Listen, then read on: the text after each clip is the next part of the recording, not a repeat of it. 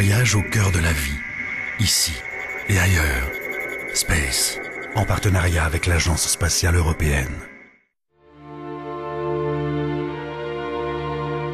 La planète Mars, notre voisine la plus hospitalière dans le système solaire, est probablement la destination du premier vol habité interplanétaire. Relativement similaire à la Terre, la planète rouge pourrait même à terme être colonisée par l'homme, comme elle est dotée d'une atmosphère et d'eau, du moins sous la forme de glace. Il fait froid sur Mars, mais dans l'ensemble, les températures sur place sont à peu près comparables à celles de certaines régions de notre planète. Dans le cadre du projet Mars 500 en Russie, la simulation d'un vol habité vers Mars entre dans une phase concrète. Ce voyage, jamais entrepris par un être humain, mettra au défi ses capacités à vivre et travailler dans un isolement extrême.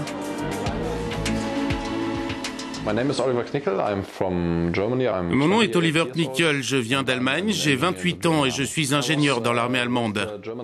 J'ai passé 3 mois en Afghanistan en 2002 au sein des forces de mon pays. Ce n'est bien sûr pas comparable à 100%, mais je dormais dans une tente là-bas avec 10 autres soldats. Et on voyait les mêmes têtes tous les jours pendant au moins 3 mois.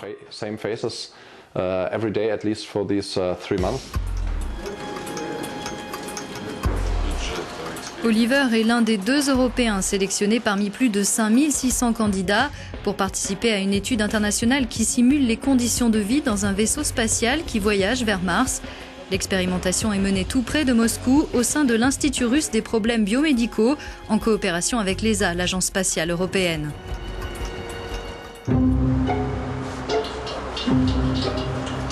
Une équipe de 4 Russes, un Allemand et un Français doit passer 105 jours enfermés dans une chambre d'isolation modulaire. Le décor recrée l'intérieur des vaisseaux spatiaux.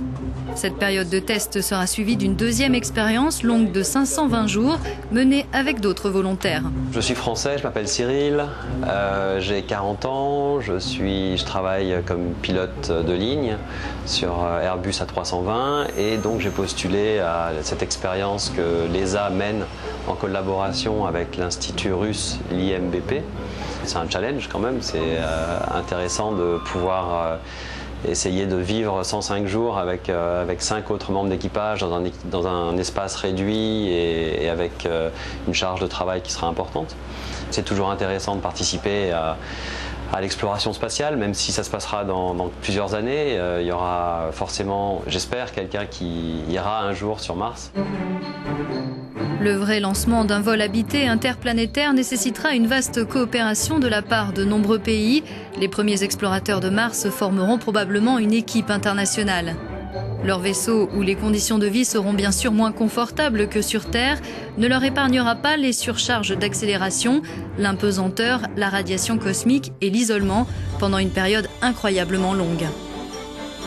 L'objectif de l'étude Mars 500 est d'en savoir plus sur les effets psychologiques du confinement et d'acquérir davantage d'expérience pour constituer une équipe internationale. Ses membres devront être capables de venir à bout de ce défi. Pendant 3 jours et 2 nuits, on a fait un exercice de survie en conditions hivernales. C'était à 30 km au nord-est de Moscou et il a fait jusqu'à moins 27 degrés. C'était comme si nous venions d'atterrir avec une capsule dans une zone semblable à la forêt russe sans service de secours qui pourrait aussitôt nous venir en aide.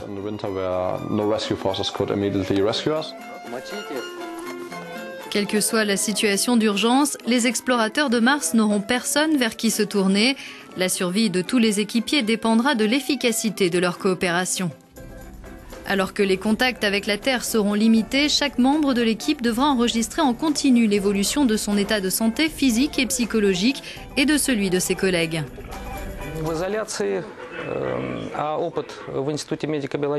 D'après ce qu'on sait à l'Institut, grâce aux études que nous avons menées à partir des années 60, l'isolement déclenche une chaîne de réactions complexes chez la personne à cause des changements dans le flux d'informations qu'elle reçoit dans ces conditions. On constate que des effets psychophysiologiques complexes apparaissent et qu'ils nécessitent un soutien psychologique pour être corrigés. La personne doit trouver en elle-même les capacités suffisantes pour réagir de manière adéquate dans de telles situations. C'est ça qui est intéressant. C'est les problèmes. S'il n'y avait pas de problème, tout se passerait bien. Et voilà, si, bien sûr, il y a des tensions qui vont arriver, il y a une modification du sommeil qui va intervenir, il y a une adaptation à ce nouveau milieu qui est un milieu fermé, relativement limité et sans fenêtre qui va forcément devoir se faire. Mais c'est ça qui est important. Mais l'équipage ne devra pas seulement s'adapter aux conditions d'isolement, il aura aussi à gérer plusieurs incidents techniques et des situations d'urgence de tout niveau, secrètement programmées tout au long de la simulation de vol, exactement comme il pourrait se produire lors du vrai voyage spatial. Les facteurs psychologiques aussi se mettent en place. Le fait que les personnes soient enfermées et ne puissent pas être aussi facilement en contact avec la Terre, puisque l'éloignement fait qu'on ne peut pas avoir une conversation téléphonique ou envoyer un email. Ça prend 20 minutes à attendre la Terre. Cette particularité sera elle aussi simulée. Les prisonniers du vaisseau spatial devront s'accommoder de délais très longs pour communiquer avec le monde extérieur. Tout message envoyé de la chambre d'isolation sera reçu après 20 minutes, de même pour l'éventuelle réponse. Ici, nous sommes dans la capsule qui contient le poste de contrôle et nous pouvons voir comment la communication avec la Terre va se réaliser. Donc de manière très simple, on s'imagine un chat comme ça se fait actuellement sur Internet, sauf que ici, tout est organisé pour permettre en fait un décalage de 20 minutes avec la Terre. Grâce aux nombreuses caméras installées dans chaque chambre, les scientifiques garderont un œil attentif sur les cobayes. Ils analyseront en continu leurs réactions à leur environnement soumis à des modifications.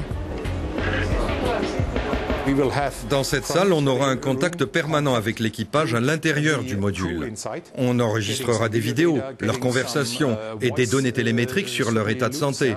Mais toujours avec un délai de 20 minutes, comme dans les conditions réelles d'un voyage vers Mars. C'est une difficulté pour tout le monde, mais cela fait vraiment partie de la simulation parce que sinon ce serait trop facile, ce serait irréaliste.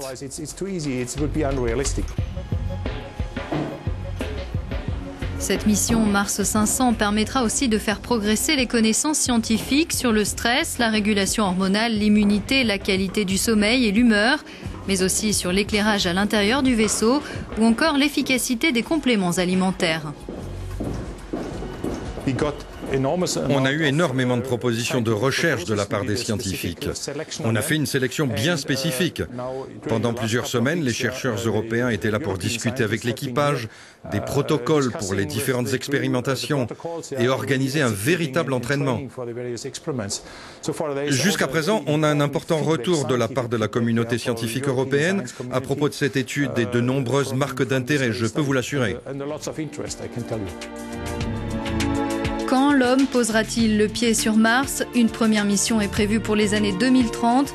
En attendant, l'heure est à l'expérimentation et à l'acquisition de connaissances pour faire en sorte que dans les prochaines décennies, l'homme puisse atterrir sur la planète rouge et en revenir.